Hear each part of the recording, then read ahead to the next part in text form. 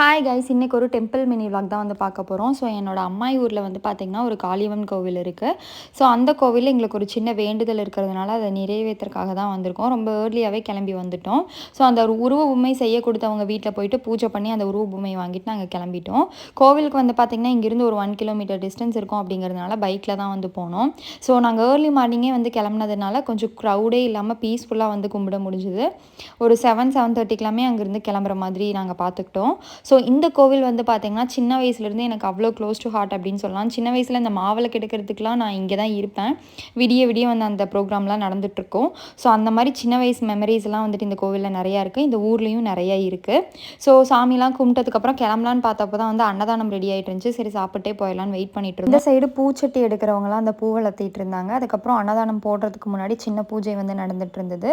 So அது முடிச்சதுக்கப்புறம் அன்னதானம் வந்து ஸ்டார்ட் பண்ணிடுவாங்க. எந்த கோவிலுக்கு போனாலும் அன்னதானம் சாப்பிட்றது நமக்கு கிடைக்கிறது ரொம்ப நல்லது அப்படின்னு சொல்லுவாங்க. ஸோ சாப்பிட்டு நாங்களும் கிளம்பிட்டோம். பாய்.